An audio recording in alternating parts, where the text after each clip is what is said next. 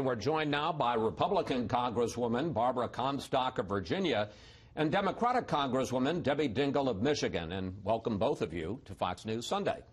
Let's start with Judge Moore and the Senate election in Alabama on Friday night. President Trump spoke in Pensacola and gave Moore his full endorsement. Here it is.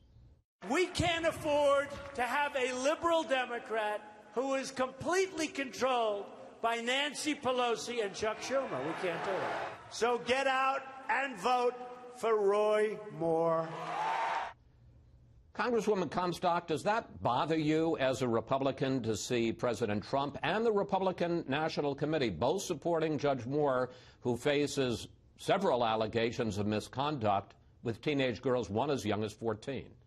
Well, I was one of, I think, the first Republican woman to call for him to step aside. I was happy to see my friends like Senator Cory Gardner, who heads up the Senatorial Committee, Tim Scott, and many others, take the other side of that and say that we don't need to have him here. Now, the voters are going to decide on Tuesday, but I think what they're going to have is an ethics investigation. And what we've been doing on my committee is we've been hearing the voices of the women and the victims. And that is what is going to happen, because every woman has a story. Jeff Sessions said he believed these women. And I think if Roy Moore doesn't underperform like he has in the past, and he's here, he'll be facing the Ethics Committee. But I want to ask you directly, does it bother you as a Republican Congresswoman to see President Trump and the Republican National Committee supporting Roy Moore? Yes, I mean, it doesn't represent me. I don't think it represents most of the Republican women, as well as my colleagues like Senator Tim Scott and others, and Cory Gardner have made clear. Congresswoman Dingell, Democrats moved fast this week to push both John Conyers, your fellow congressman from Michigan, and Al Franken, senator from Minnesota, to step down. And there are signs that your party is trying to seize the moral high ground on this issue. Take a look. Where is their outrage? In fact, on the opposite end, they're coming forward to support Roy Moore. How's that for totally inappropriate positions? Is there a difference in how the two parties are handling this issue of sexual harassment and among members of Congress, and is that a legitimate issue in the 2018 campaign? I think that the voters are going to hold everybody accountable, whether you're Republican or Democrat, when the 2018 campaign happens. This has probably been was the most difficult week of my career. When you look at somebody like John Conyers, who had the legacy that he did, have to step aside. But this has been going on for a very long time, Chris. We know what our values are. I don't consider this a partisan issue. I find it, I mean, Barbara and I totally agree on this issue. I've also called that I think Congressman Farenthold should resign. $84,000 is a lot of money, and it wasn't for nothing. We cannot have a double standard. And we still have somebody running for office. We still have somebody in the White House that has acknowledged that they have done things that are not okay, or at least the president has. So it's disturbing. But we have to know who we are, and I think we're all going to be held accountable, next Republican or Democrat, next November. But do you see a difference in the president and Roy Moore on the one hand, and pushing out Conyers and Franken on the other, and Democratic leaders demanding that they leave? I think that everybody's got to be accountable. So I think those that aren't making, I mean, there are, as you've seen sitting at this table, Republicans are calling for this man to step down, and Republicans have even criticized the president for what he did. I think we know what our values are. I think we know what we stand for, and I think the American people are going to hold people accountable next November. It's been clear from the past month these issues aren't partisan. They've been in the media, they've been in entertainment, and that's why we took a look in Congress. I'm on the Committee of Jurisdiction. We were looking at this issue even before some of these stories came forward, because we knew if we were seeing what we saw in media, in the entertainment industry, and across all industries, that it was going to be in Congress too. And that's why we're going to change the procedures. We've already passed resolution, my bill on having mandatory training.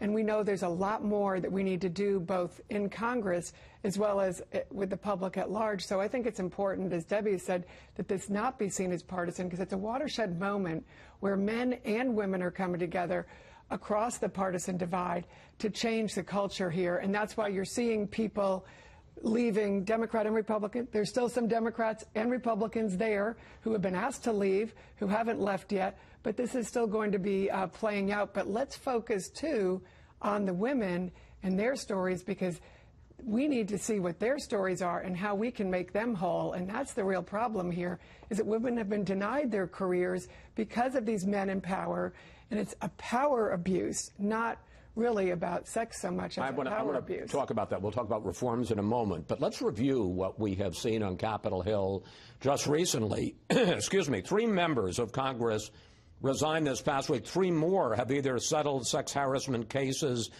or face allegations. Congresswoman Dingell, how widespread do you think this problem is? I've heard reports that as many as 30 or 40 members of the House and Senate may face allegations of sexual harassment.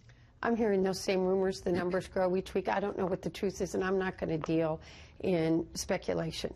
I'm going to tell you what I'm the most worried about, which is, and Barbara touched upon this, the only reason I didn't wander into it. I know this issue is very personal to me, but this isn't real. Everybody says this is a watershed moment. Is this really a watershed moment if it's not real for the tip waitress or the factory worker or somebody in a law firm or a teacher or a nurse or a doctor? And we need to look at the way that even those who have the courage to come forward in the last few weeks have been treated and been demonized. And that has been the people, we're all trying to wrap our head around this. It's happening so fast, and they're names that some had heard, some didn't know. We need to make sure that we come out of this, men and women together, changing the culture, working together as we go forward. So we've got to make sure that women who do have the courage to come forward aren't hurt, that their careers are not hurt, they're treated with respect, and those that, and we have fair processes, and we are improving workplaces across the country. People have been shocked to learn, excuse me, how Congress handles sex harassment cases. And let's put some of this on the screen. There's a 90-day process, including counseling and a cooling-off period before a staffer can file a complaint. The Office of Compliance has paid out more than $17 million in taxpayer funds to secretly settle workplace complaints, not all of them, but certainly some of them, about sex harassment. Congresswoman Comstock, you're working on legislation. What do you want to see? How much do you want to streamline that process for women to file complaints?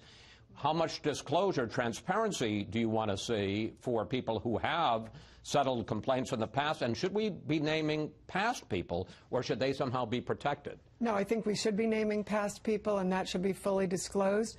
I think we may need to have maybe an outside counsel come in to totally review any of these cases to make sure we get that all out there. So I do fully support it. But also the priority needs to be on the victims and fundamentally changing the system so that the victims feel they have a process that works for them and advocates for them. So we've been advocating either having a counsel or an ombudsman or some type of advocate that protects the victims so they feel there's a system that allows them to come forward. But I think first we have to know who in the past, and those names should be disclosed. They're going to come out one way or the other, and they should.